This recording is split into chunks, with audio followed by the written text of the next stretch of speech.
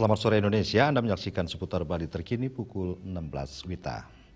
Batu mulia saat ini bukan saja hanya digunakan sebagai aksesoris, tetapi juga sangat berkhasiat untuk pengobatan herbal. Menurut pengusaha permata Haji Imam Buhari, batu mulia yang berasal dari Bali bahkan mampu mengobati segala macam penyakit.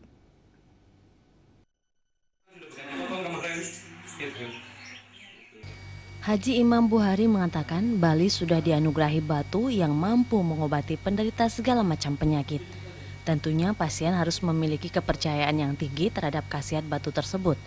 Menurutnya selama ini pengobatan herbal hanya dilakukan melalui bahan yang diperoleh dari tumbuh-tumbuhan.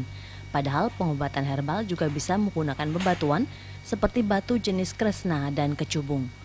Haji Imam Buhari menambahkan kumpulan bebatuan yang direndam dengan beberapa jenis air suci akan memberikan manfaat yang tinggi bagi kesehatan.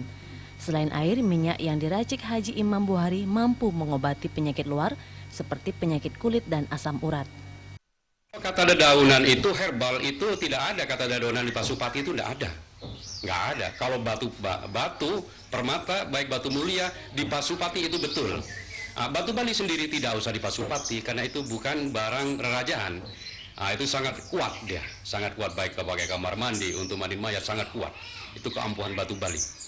Jadi herbal batu ini sangat mulia daripada segalanya. Ya, karena herbal daunnya ini ya mungkin itu ada yang diternak, taruh di pot dan sebagainya. Kalau yakin dengan herbal batu Bali, segala macam campuran batu Bali ini luar biasa. Imam Buhari membuka pintu selebar-lebarnya bagi masyarakat yang ingin mengetahui lebih banyak mengenai manfaat batu mulia atau sering disebut masyarakat batu akik di Jalan Merpati Gang 5 nomor 24 Monang Maning Denpasar. Melalui batu mulia tersebut, Haji Imam Buhari juga bisa mengobati masyarakat yang memiliki keluhan penyakit tanpa dipungut biaya. Jaya dan Adi Setiawan, Bali TV.